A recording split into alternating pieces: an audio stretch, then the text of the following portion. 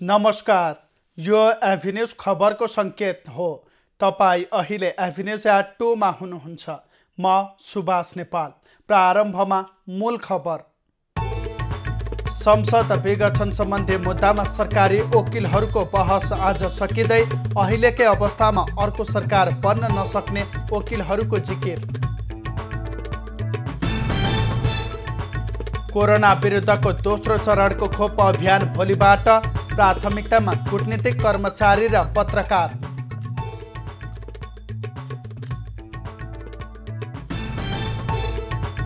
बैतडीमा किशोरीको बलात्कारपछि हत्या भएको घटनाको चौतर्फी निन्दा, प्रहरीको थप अनुसन्धान टोली दोगडा केदारमा। अल्पमतमा परेपछि ओलीले लोकतन्त्रको हत्या गरेको दाहालको आरोप, आन्दोलनमा सहयोग गर्न सञ्चार माध्यमलाई आग्रह।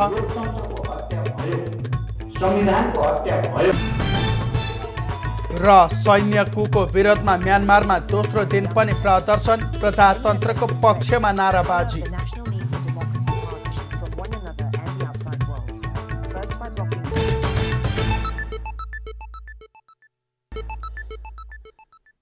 अब खबरको सिलसिला प्रारम्भ गरौँ। बहस जारी सम्बन्धी प्रसङ्गबाट। सरकारी वकिलले प्रधानमन्त्री केपी ओलीले स्वेच्छाले पद त्याग नगरेसम्म संविधानले अर्को प्रधानमन्त्री नियुक्तिको बाटो नदेखाएको बताएका छन्।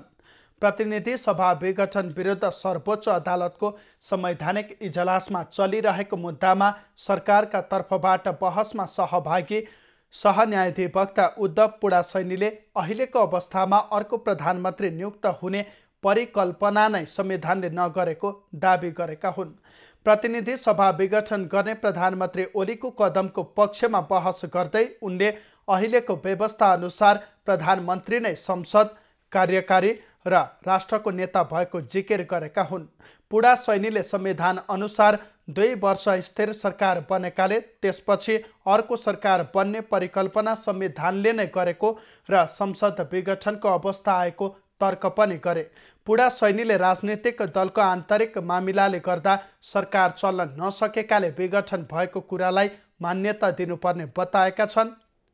उपन्यायाधिवक्ता दशरथ पङ्गेनीले बहालवाला प्रधानमन्त्रीले संसद विघटन गर्न पाउने व्यवस्था संविधानमा रहेको तर्क गरे।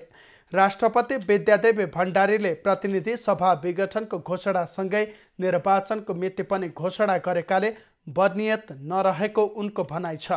प्रतिनिधि सभा विघटन विरुद्धको मुद्दामा सर्वोच्च अदालतको संवैधानिक इजलासमा नियमित सुनवाई भइरहेको छ। विघटन मुद्दामा सरकारी वकिलहरूको बहस आज सकिने बताइएको छ। रेट निवेदकका तर्फबाट यसअघि नै बहस भइसकेको छ। सरकारी पक्षको बहस सकिएपछि एमिकस क्युरीका तर्फबाट बहस हुनेछ। त्यसपछि पुनः रेट निवेदकका तर्फबाट जवाफ पेश गर्नुपर्ने हुन्छ। संवैधानिक परिषदको सिफारिसमा भएका नियुक्तिको बदर हुनुपर्ने माग सहित दायर भएको रिटमा सर्वोच्च अदालतमा आज सुनवाई भइरहेको छ। प्रतिनिधि सभाका सभामुख अग्निप्रसाद सापकोटाले दायर गरेको रिटमा न्यायाधीश प्रकाश कुमार ढुङ्गानाको एकल इजलासमा सुनवाई भइरहेको हो। सापकोटा शुक्रबार अदालतमा आफै उपस्थित भएर नियुक्ति बदरको माग गर्दै रेट दायर गरेका थिए। मङ्सिर 30 गते आफ्नो उपस्थिति बिना बसेको बैठकबाट ल्याइएको अध्यादेश मार्फत गरिएको नियुक्ति गैर कानुनी भएको रेटमा जिकिर गरिएको छ।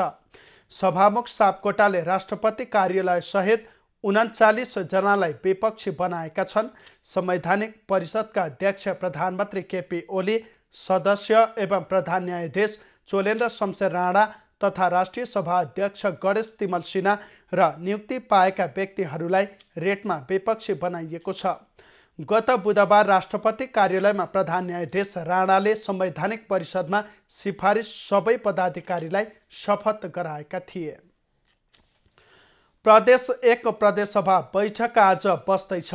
विराटनगर स्थित प्रदेशसभा हलमा बोलाइएको बैठकमा मुख्यमन्त्री शेरधन राई विरुद्धको अविश्वासको प्रस्ताव टेबल हुने सम्भावना रहेको छ। नेकपाको दाहाल नेपाल समूह मुख्यमन्त्री राई विरुद्धको अविश्वासको प्रस्ताव टेबल गरेर अघि बढ्ने तयारीमा रहेको छ। ओली समूह भने त्यसलाई रोक्ने तयारीमा छ। प्रतिपक्षी नेपाली कङ्ग्रेस पनि प्रदेशसभा बैठक स्थगित गर्न नहुने पक्षमा छ। माघ 7 गते सुरु भएको प्रदेश 1 को प्रदेशसभा बैठक 19 दिनपछि बस्न लागेको हो। गत पुस 12 गते मुख्यमन्त्री शेरधन राई विरुद्ध नेकपाका दाहाल नेपाल पक्षका 37 नेताले अविश्वासको प्रस्ताव दर्ता गराएका थिए, तर अविश्वासको प्रस्तावमा हस्ताक्षर गरेका मध्ये 5 जनाले हस्ताक्षर फिर्ता लिएका छन्। सरकारले दोस्रो चरणको खोप अभियान भोलिबाट सुरु गर्ने भएको छ। माघ 14 देखि शनिबारसम्मको पहिलो चरणमा 1,81,857 जनाले खोप लगाएपछि दोस्रो चरणको खोप अभियान सुरु गर्न लागि हो। दोस्रो चरणमा दूतावास, UN एजेन्सीका कर्मचारी र पत्रकारलाई प्राथमिकतामा राखिएको छ। काठमाडौँको सिभिल, शिक्षण, शहीद गङ्गालाल र ललितपुरको पाटन अस्पतालमा दोस्रो चरणको खोप लगाइने निर्णय स्वास्थ्य मन्त्रालयले गरेको छ। सिभिल अस्पतालमा पत्रकारलाई र पाटन अस्पतालमा UN एजेन्सीका कार्यरत तथा विदेशी कर्मचारीलाई खोप लगाइने मन्त्रालयले बताएको छ। शिक्षण अस्पताल महाराजगञ्ज र बाँसबारी स्थित शहीद गङ्गालाल अस्पतालमा दूतावास तथा कूटनीतिक नियोगमा कार्यरत व्यक्ति तथा विदेशी कर्मचारीमा आश्रित व्यक्तिलाई खोप दिइने भएको छ। सोमबारदेखि शुक्रबारसम्म खोप लगाइसक्ने तयारी छ। पहिलो चरणमा स्वास्थ्यकर्मी, एम्बुलेन्स र सवाहन चालक, महिला स्वास्थ्य स्वयंसेविका, सरसफाई कर्मी, कारागारका कैदी, वृद्ध आश्रममा बस्ने र उनीहरूको स्याहारमा खटिने त्रिभुवन विमानस्थलका कर्मचारीलाई खोप दिएको हो। भारत सरकारले 10 लाख मात्रा खोप अनुदानमा उपलब्ध गराएको थियो। यसमध्ये पहिलो चरणमा खोप लगाएर पनि 8 लाख भन्दा बढी मात्रा बाँकी रहेको छ। त्यस्तै कोभ्याक्स सुविधा अन्तर्गत नेपालका करिब 3% नागरिकलाई पुग्ने कोरोना विरुद्धको खोप 3 साताभित्र आउने भएको छ। नेपालले पाउने खोपमध्ये पहिलो चरणमा 22,56,000 मात्रा अक्सफोर्ड र एस्ट्राजेनेकाको खोप आइपुग्ने भएको हो। कोभ्याक्सले 4 चरणमा नेपालको 20% जनसङ्ख्यालाई पुग्ने खोप निःशुल्क उपलब्ध गराउनेछ। बैतडीको दोगडा केदारमा भएको किशोरी हत्याबारे अनुसन्धान गर्न प्रहरीको थप अनुसन्धान टोली बैतडी पुगेको छ। दोगडा केदार गाउँपालिका 7 चढेपानीकी 17 वर्षीय किशोरी भागरथी भट्टको हत्याको अनुसन्धानमा सहयोग गर्न सुदूरपश्चिम प्रदेश प्रहरीका SSP जनकराज पाण्डे र केन्द्रीय अनुसन्धान ब्युरोका DSP पञ्चकुमार बाखुको टोली बैतडी पुगेको हो। भागरथीको बलात्कारपछि हत्या भएको आशंकामा प्रहरीले अनुसन्धान अघि बढाएको छ। बुधबार विद्यालयबाट फर्कने क्रममा बेपत्ता भट्ट हत्या गरेको अवस्थामा बिहीबार साँझ फेला परेकी थिइन्। अपराधी पत्ता नलागेको भन्दै परिवारले शव बुझ्न मानेका छैनन्। भागरथीका बुवाको 2 महिना अघि मात्रै मृत्यु भएको थियो। मृतकका दाजु रोजगारीको सिलसिलामा भारतको दिल्लीमा रहेका छन्। यसैबीच भागरथीका लागि न्यायको माग गर्दै विभिन्न स्थानमा प्रदर्शन समेत भएका छन्। प्रमुख दलका नेताले पनि घटनाबारे अनुसन्धान गर्न माग गरेका छन्। बृहत नागरिक आन्दोलनले बैतडी जिल्लाको दोगडा केदार गाउँपालिका 7 स्थित चिडेपानीकी 17 वर्षीय किशोरी भागरथी भट्टका हत्यारालाई हदैसम्मको कारवाही गर्न सरकारसँग माग गरेको छ। कक्षा 12 मा अध्ययनरत भट्टको बलात्कार गरी हत्या गरिएको आशंका गरिएको भन्दै आन्दोलनले छानबिनको माग गरेको हो। बृहत नागरिक आन्दोलनद्वारा जारी विज्ञप्तिमा अपराधको गम्भीर छानबिन गरे, घटनामा संलग्न अपराधी पत्ता लगाई हत्यारालाई हदैसम्मको कारवाही गर्न माग गरिएको छ। घटनाले राज्य, महिला र बालबालिकामाथि हुने हिंसा र बलात्कार नियन्त्रणका लागि जवाफदेही नभएको पुष्टि भएको विज्ञप्तिमा जनाइएको छ। प्रहरीकै तथ्याङ्क अनुसार 2076 चैतदेखि 2077 पुससम्म करिब 200 भन्दा बढी जबरजस्ती करडे सम्बन्धी घटना भएको उल्लेख गर्दै बृहत नागरिक आन्दोलनले यस्ता अधिकांश घटनाका पीडितले न्याय पाउन नसकेको बताएको छ। बैतडीमा गोली हानेर छोरीको हत्या गरी फरार भएका बुवाले राति आएर फेरि आफ्नै घरमा आगजनी गरेका छन्। पुर्चौडी नगरपालिका 10 महरा गाउँका 65 वर्षीय धनबहादुर महरा शनिबार साँझ आफ्नै छोरीमाथि गोली प्रहार गरेर फरार भएका थिए। उनले राति आएर फेरि घरमा आगजनी गरेको प्रहरीले बताएको छ। घरमा आगजनी पछि पनि उनी फरार रहेका छन्। शनिबार आफ्नै 20 वर्षीय छोरी बेलमती महरामाथि गोली प्रहार गरी हत्या गरेका महरा जङ्गलतिर भागेका थिए। घटनास्थलमा प्रहरीको टोली पुगेको भए तापनि महरालाई फेला पार्न सकेको छैन। हतियारसहित भागेका महराको खोजी जारी रहेको प्रहरीले बताएको छ। प्रहरी चौकी पुरघाटबाट 15 जनाको टोली अहिले गाउँमा पुगेको छ। छोरीमाथि किन गोली प्रहार भयो भन्नुको कारण खुल्न सकेको छैन। मोरङमा डिजेल तस्करीमा संलग्न गिरोहको आक्रमणमा परेर नेपाल प्रहरीका एकजना प्रहरी सहायक निरीक्षक असै गम्भीर घाइते भएका छन्। जहदा गाउँपालिका 5 लक्ष्मी न्यायस्थित प्रहरी चौकी मझारेका प्रमुख रामकुमार माझीमाथि शनिबार राति साङ्घातिक आक्रमण भएको हो। गम्भीर घाइते माझीलाई विराटनगर अस्पतालमा भर्ना गरिएको छ। डिजेल तस्करी गरेर भारततिर लैजाँदै गरेका जहदा 7 का 21 वर्षीय बब्लु शाहले असै माझीमाथि आक्रमण गरेका हुन्। आक्रमणकारीलाई प्रहरीले पक्राउ गरेको छ। प्रहरीले 3वटा ड्रम सहित तस्करीको 150 लिटर डिजेल र डिजेल तस्करीमा प्रयोग गरिएको मोटरसाइकल पनि नियन्त्रणमा लिएको छ। भारतमा महँगो पर्ने भएकाले नेपालबाट तस्करको गिरोहले सुरक्षाकर्मीलाई छलेर लुकाई छिपाई इन्धन तस्करी गरी भारत पुर्याउँदै बिक्री गर्ने गरेका छन्। बागलुङका बाढी पहिरो पीडितको 6 महिनासम्म पनि पुनर्स्थापना हुन सकेको छैन। सरकारले विपदग्रस्त जिल्ला घोषणा गरी करिब 600 घर पुनर्निर्माण गर्ने घोषणा गरे तापनि त्यसको कार्यान्वयन भने हुन सकेको छैन। सरकारले बागलुङ जिल्लालाई विपदग्रस्त जिल्ला घोषणा गरेको 6 महिनापछि बल्ल गृह मन्त्रालयले बाढी पहिरोबाट घरबास गुमाएका व्यक्तिहरूको विवरण बुझ्न कार्यविधि 2077 पठाएको छ। बाढी पहिरोबाट घरबास गुमाएका जनतालाई तत्काल राहत दिएर पुनर्निर्माण गर्न सहयोग गर्ने भनेर सरकारले घोषणा गरेको 6 महिनापछि मनसुनजन्य विपद प्रभावित निजी आवास पुनर्निर्माण पुनर्स्थापना कार्यविधि जिल्ला पठाएको हो। कार्यविधि अनुसार पूर्ण रूपमा घरबार विहीन भएका व्यक्तिलाई पहाडी क्षेत्रमा 4 लाख, हिमाली क्षेत्रमा 5 लाख र तराई क्षेत्रमा 3 लाख रकम घर पुनर्निर्माणका लागि दिइने भएको छ। स्थानीय विपद व्यवस्थापन समितिले भेरिफाई गरेर जिल्ला विपद व्यवस्थापन समितिले चाहिँ त्यसलाई चाहिँ अनुमोदन गरेर त्यो चाहिँ हामीले चाहिँ विपद प्राधिकरणमा केन्द्रमा पठाउँछौँ र त्यसपछि चाहिँ रकम चाहिँ आउँछ र सो अनुसार हामी रकम चाहिँ बाँड्नको लागि चाहिँ तयारी रहेका छौँ। निर्णय भएको महिनौँ बितिसक्दा समेत बाढीबाट घरबास गुमाएका जनताले राहत पाउन नसक्नु दुःखद भएको जनप्रतिनिधिको भनाइ छ। छिटो भन्दा छिटो फास्ट ट्र्याक मार्फत काम गरेर देखाउन उनीहरूले माग गरेका छन्। म खबरदारी गर्न चाहन्छु, छिटो भन्दा छिटो प्रक्रिया पुऱ्याएर टेबलमा गएको काम छिटो भन्दा छिटो भएर त्यहाँका जनताले खास गरी ढोरपाटन क्षेत्रमा गएको बाढी पीडितबाट प्रभावित भएका जनताले राहत पाउनुपर्छ। विपद व्यवस्थापन समितिले बाढी पहिरोका कारण घरबास गुमेकाहरू अहिले आफन्त, विद्यालय तथा सामुदायिक भवनमा आश्रय लिएर बसिरहेका छन्। घरबार विहीन भएका जनतालाई 6 महिना बितिसक्दा समेत सरकारले काम गर्न नसक्दा चिसो मौसममा त्रिपाल र जस्ता पाताको छाप्रोमा बस्नुपर्ने बाध्यता छ। जाडोले गर्दाखेरि अब त्यो कारणले गर्दाखेरि बच्चाहरू हामी पनि बिरामी हुन सक्छौँ। बिरामी चाहिँ छौँ हल्का फुल्का।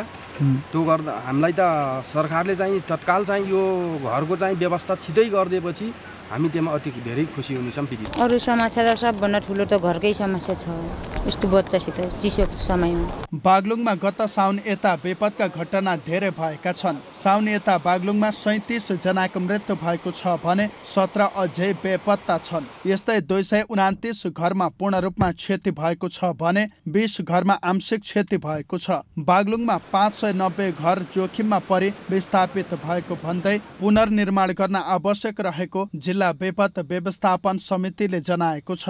ढोरपाटनको भोजी खोलामा आएको बाढीमा मात्रै 22 जनाको मृत्यु भएको थियो भने 16 बेपत्ता भएका थिए। जिल्ला विपद व्यवस्थापन समितिका अनुसार बागलुङमा साउन यता घटेका विपदका घटनामा 1,37,75,000 राहत रकम हस्तान्तरण गरिसकेको जानकारी दिएको छ। बागलुङबाट राजेश चन्द्रराज भण्डारीको रिपोर्ट। खबरको सिलसिला अझै जारी छ, हामीसँगै रहनुहोला। अब बाँकी खबर। संसद विघटन विरुद्ध आन्दोलन गरिरहेको नेकपा दाहाल नेपाल समूहले सञ्चारोद्यमी र सञ्चारकर्मीहरूलाई सहयोगका लागि आग्रह गरेको छ। नेताहरूले सञ्चार माध्यमलाई व्यवस्थित गर्न आफूहरू सक्दो पहल गर्ने प्रतिबद्धता समेत व्यक्त गरेका छन्। नेकपा दाहाल नेपाल समूहका अध्यक्ष पुष्पकमल दाहालले पार्टीमा अल्पमतमा परेपछि केपी ओलीले लोकतन्त्रको हत्या गरेको आरोप लगाएका छन्। शनिबार मिडिया एलायन्ससँगको अन्तर्क्रिया कार्यक्रममा अध्यक्ष दाहालले पार्टीदेखि संसदसम्म कहीँ कतै बहुमत नपुग्ने भएपछि ओलीले प्रतिनिधि सभा विघटन गर्ने असंवैधानिक कदम चालेको आरोप लगाएका हुन्। उनले अहिलेको लडाईँ लोकतन्त्र र निरङ्कुशता, सत्य र असत्य, अग्रगमन र प्रतिगमन बीचको सङ्घर्ष भएको बताए। त्यसकारण अब फेरि हिंसा, फेरि युद्ध होइन, तर लोकतन्त्रको हत्या भयो, संविधानको हत्या भयो, शान्तिको हत्या भयो भने हामी नगएर के गर्ने? जनता त त्यो त सहन सक्ने स्थिति त छैन। कोही न कोही एक्सट्रिमिजम, दक्षिणपन्थीतिरको दक्षिणपन्थी अतिवाद पनि हुन्छ, खालि वामपन्थी अतिवाद मात्रै हुन्छ भन्ने होइन।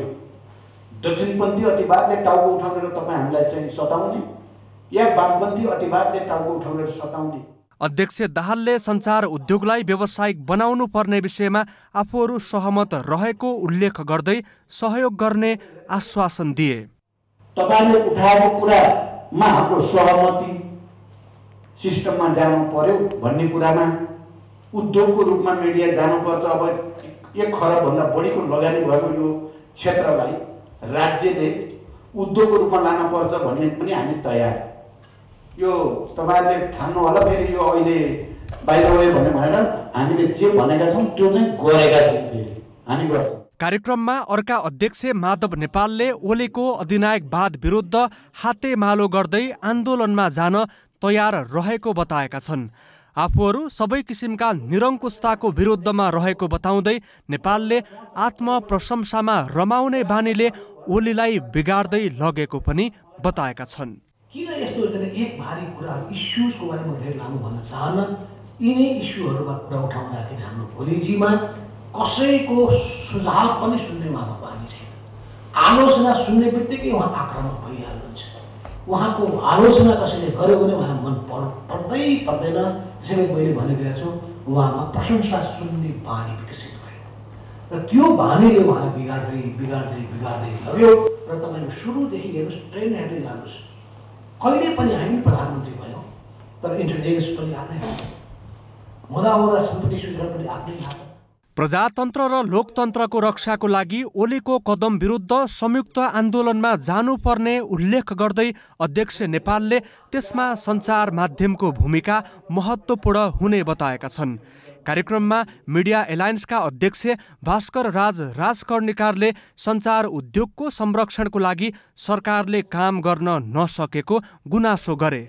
उनले प्रजातन्त्र तथा लोकतन्त्रमा मात्र सञ्चार माध्यम बाँच्न सक्ने भन्दै संविधानको रक्षामा सञ्चार माध्यमले भूमिका निर्वाह गर्ने बताएका छन्। यसैगरी मिडिया अलायन्सका महासचिव लक्ष्मण हुमागाईले सञ्चार माध्यमलाई स्वतन्त्र, स्वायत्त र निष्पक्ष बनाउन पार्टी पत्रकारिताबाट मुक्त गरिनुपर्नेमा जोड दिएका छन्। उनले द्वन्द्व असह्य हुने भन्दै राजनीतिक दलले विगतमा गरेका गल्ती सच्याएर आउनुपर्ने धारणा व्यक्त गरे। कार्यक्रममा सञ्चार क्षेत्रमा 1 खर्बभन्दा बढीको लगानी रहेको हजारौं व्यक्तिले रोजगारी पाएको भन्दै सञ्चार क्षेत्रको नियामक निकायको गठन गर्न, दक्षताको आधारमा पत्रकार तथा कर्मचारीको छनौटको व्यवस्था गर्न माग गरिएको थियो।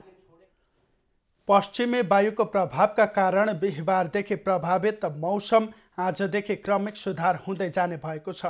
उक्त प्रणाली पूर्वी नेपालबाट बाहिरिसकेकाले आजदेखि मौसम सफा हुँदै जाने भएको हो। बिहिबारदेखि देशका अधिकांश भूभागको मौसम बदली भई हिउँदे वर्षा हुनुका साथै उच्च पहाडी तथा हिमाली भूभागमा हिमपात भएको थियो। अबको केही दिन कुनै मौसमी प्रणाली विकसित हुने सम्भावना नरहेको मौसमविदले बताएका छन्। पश्चिमी वायुको प्रभाव हटेसँगै गर्मी सुरु हुने बताइएको छ।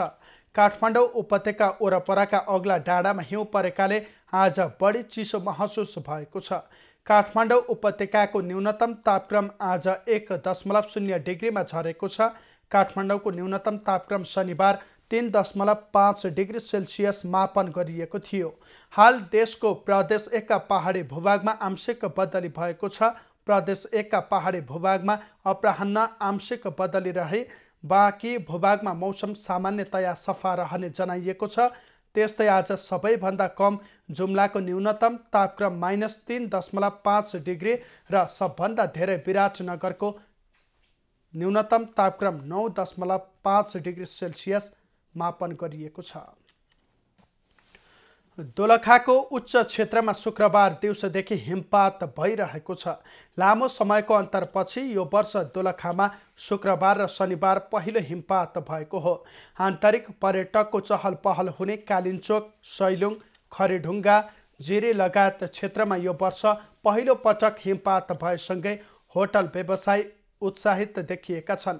पर्यटकको प्रमुख रोजाइमा रहेको कालिन्चोकमा अघिल्लो वर्ष मङ्सिरमा हिउँ पर्ने गर्दथ्यो, तर यस वर्ष माघ अन्तिमसम्ममा पनि हिमपात नहुँदा कुरीका होटल व्यवसायीहरू निराश भएका थिए। शुक्रबारदेखि हिमपात हुन थालेपछि सो क्षेत्र तथा तल्लो भेगका होटल व्यवसाय समेत पर्यटकको आगमनले व्यवसाय बढ्ने आशामा रहेका छन्। शुक्रबारदेखि झरिरहेको हिउँले शनिबार कालिन्चोक भरिभराउ देखिएको छ। हिमपात हुने बित्तिकै पर्यटकीय क्षेत्रमा कालिन्चोकमा हिउँ खेल्न आन्तरिक पर्यटक पुग्ने गरेका छन्। शनिबार करिब 2500 आन्तरिक पर्यटक कालिन्चोकमा हिउँ खेल्न पुगेका छन्। हिमपात लम्बिने सम्भावना बढेको देखिएपछि शुक्रबार पुगेका आन्तरिक पर्यटक सदरमुकाम चरीकोट आएर बास बसेका छन्। फेवातालको बाँधको मर्मत सुरु गरिएको छ। 4 दशक पहिले निर्माण गरिएको ड्याम मर्मत सम्भारको कार्य नभएका कारण तालको पानी चुहिएर सतह घट्न थालेपछि फेवातालको पानीको सतह 2 मिटर घटाएर मर्मत सुचारू गरिएको हो। लामो समयदेखि ताल संरक्षणका लागि बनाइएको बाँध जीर्ण भएका कारण बाँध निर्माणका लागि तालको पानी घटाइएको जलस्रोत तथा सिँचाइ डिभिजन कार्यालय कास्कीले जनाएको छ। गैरातीदेखि तालमा पानीको सतह घटाउन सुरु गरिएको छ। ड्याम मर्मतको कार्य 1 महिनाभित्र सक्ने गरी काम सुरु गरिएको बताइएको छ। तालमा पानीको सतह 791 RL सम्म झारेर मर्मत कार्य गरिने आचार्यले बताएका छन्। तत्काल पानीको सतह 792 RL रहेको छ। नेपाली बजारमा आज सुनको मूल्य 600 रुपैयाँले बढेको छ। शुक्रबार तोलामा 90,000 रुपैयाँमा कारोबार भएको छापावाल सुन आज 600 रुपैयाँ बढेर तोलामा 90,600 रुपैयाँमा कारोबार भएको नेपाल सुनचाँदी महासङ्घले जनाएको छ। यस्तै तेजाबी सुन तोलामा 90,150 रुपैयाँमा कारोबार भइरहेको महासङ्घले जनाएको छ। यसैबीच आज चाँदीको मूल्य पनि बढेको छ। शुक्रबार तोलामा 1,290 रुपैयाँमा कारोबार भएको चाँदी आज 20 रुपैयाँले बढेर 1,310 रुपैयाँमा कारोबार भएको महासङ्घले जनाएको छ। कञ्चनपुरमा नक्कली नोट बनाउन प्रयोग हुने उपकरण सहित 2 जना पक्राउ परेका छन्। कञ्चनपुरको बेलौरी नगरपालिका 10 भुराबाट गस्तीमा रहेको प्रहरीले नक्कली नोट बनाउन प्रयोग हुने उपकरण सहित 2 जनालाई पक्राउ गरेको हो। पक्राउ परेमा पूर्णवास नगरपालिका 6 बस्ने 45 वर्ष रमेश खाती र काठमाडौँ महानगरपालिका 14 बौद्ध बस्ने 33 वर्षीय विष्णु भट्ट रहेको जिल्ला प्रहरी कार्यालय कञ्चनपुरले जनाएको छ। उनीहरूको साथबाट नक्कली नोट बनाउने काँचको पाटा, 1000 को नोट थान 1, 500 को नोट थान 2, विभिन्न साइजका कागज थान 380 र केमिकल जस्तो रङसहित 2वटा स्टिलको थाल प्रहरीले बरामद गरेको छ। घटनाबारे अनुसन्धान भइरहेको प्रहरीको भनाइ छ। पर्वतको मोदी खोला र रती खोलाको दोभानमा झोलुङ्गे पुल निर्माण भएपछि स्थानीयलाई सहज भएको छ। सहज भएसँगै त्यहाँका स्थानीय हर्षित भएका छन्।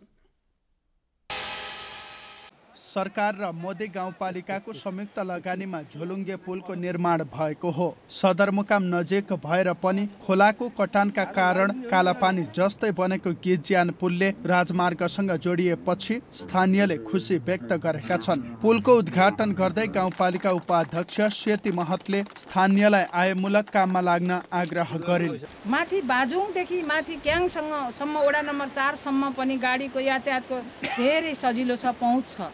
रामजासम्म पनि अब बाटा पिच भइराखेका छन्। तर हाम्रो यहाँ अब यो एउटा शाखा जस्तै हो, एउटा गाउँमा ल्याउने यहाँसम्म मात्रै आएर टुङ्गिने ठाउँ हो यो। कुस्मा नगरपालिका 11 कल्लेरी जोड्ने गरी कुल 38 लाख लागतमा झोलुङ्गे पुल निर्माण गरिएको हो। 81 मिटर लम्बाइको पुलको चौडाइ भने 1.5 मिटर रहेको छ। पुल निर्माणपछि गिज्यानवासीलाई घाँसपातदेखि खेती किसानी र बजार पुग्न सहज हुने अपेक्षा राखेका छन्। यहाँ हाम्रो समस्या हल गर्नलाई सानो एउटा पुल हालेका थियौँ, साङ्गु त्यो साह्रै जीर्ण भएको हुनाले त्यसबाट कता मान्छे खसेर मर्छ कि भन्ने डर थियो। त्यस कारण हामीले चाहिँ यो कसै नगरी नहुने भएन, हामी भ्रष्टाचार गर्ने वञ्चित भयौँ भनेर हामीले चाहिँ यो कार्यक्रम लिएर आएर रती खोलामा माथि बनेको पुलले कुस्मा नगरपालिकासँग गाउँ जोडेको छ। यसबाट पुरानो 50 पैदल मार्गलाई पनि सहज भएको छ। दुई खोलाको दोभानमा रहेका कारण दुवैतर्फ जोखिम मोलेर गुजारा चलाउनु पर्ने बाध्यता हटेपछि स्थानीय हर्षित भएका छन्। खेती किसानहरूलाई पनि धेरै नै सुविधा भएको छ र यो पुलले हामीले यहाँबाट 50 त यो कुस्मा नगरपालिका सम्पूर्णलाई पनि यो पुलले धेरै नै सहयोग गरेको छ र आज हामीले यो पुललाई हामीले बहुत खुसीको कुरा लागेको छ। पुल सरकारको 34,96,000 र स्थानीय तहको 2,28,000 त्यसैगरी 76,000 श्रमदानमा निर्माण भएको हो। सानो खोलाको कारण आवत जावतमा समस्या भएका 13 स्थानमा गाउँपालिकाले झोलुङ्गे पुल निर्माण गर्ने योजना बनाएको छ। पर्वतबाट महेन्द्र जीसीको रिपोर्ट।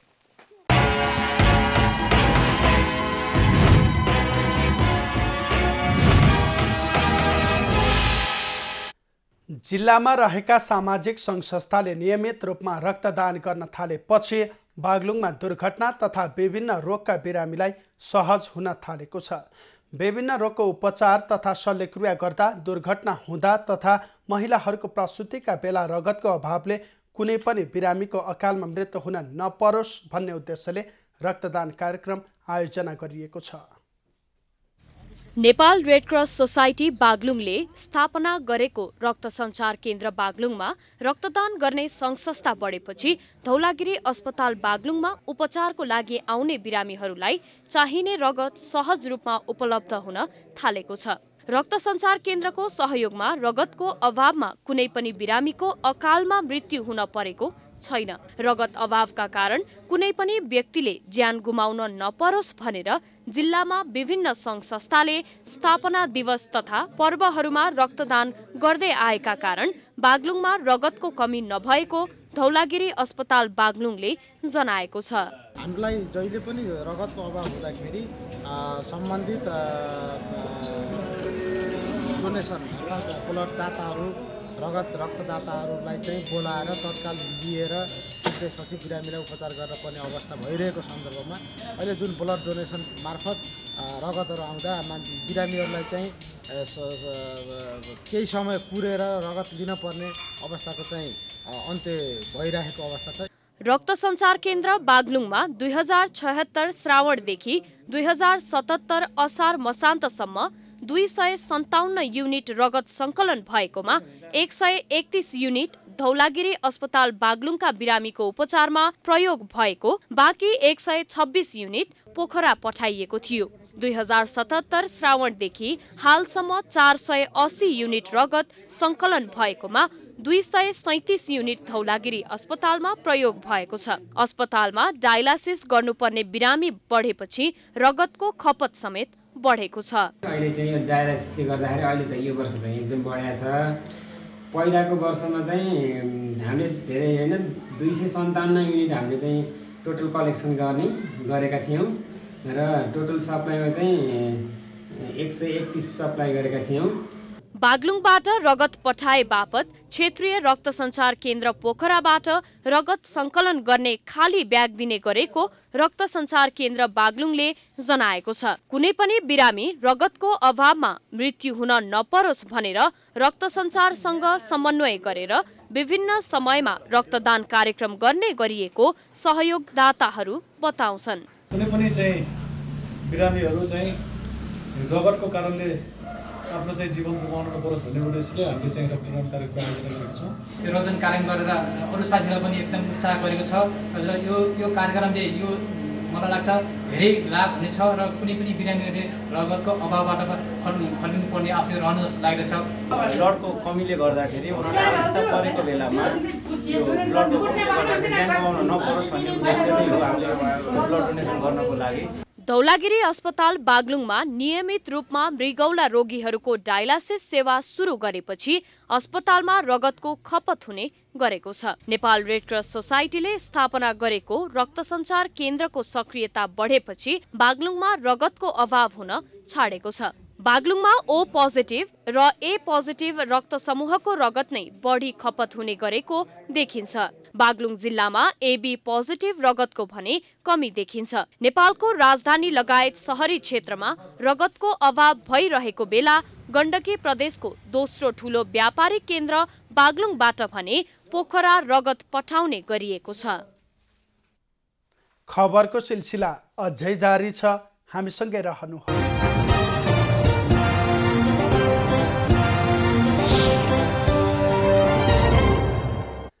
यति बेला प्रदेश 1 का पहाडी क्षेत्रमा आंशिक बदली भएको छ। अपराह्नपछि प्रदेश 1 र गण्डकी प्रदेशका पहाडी भेगको मौसममा आंशिक बदली हुनेछ भने अन्य स्थानको मौसम सामान्यतया सफा रहने जल तथा मौसम पूर्वानुमान महाशाखाले जनाएको छ। काठमाडौँ उपत्यकाको आजको अधिकतम तापक्रम 19 डिग्री सेल्सियस र न्यूनतम तापक्रम 1 डिग्री सेल्सियस बीच रहने अनुमान गरिएको छ। आज सूर्योदय बिहान 6:46 भयो भने सूर्यास्त साँझ 5:49 हुनेछ। आज देशभरको मौसम कस्तो रहला त हेरौँ देशका विभिन्न स्थानको अनुमानित मौसमी अवस्था।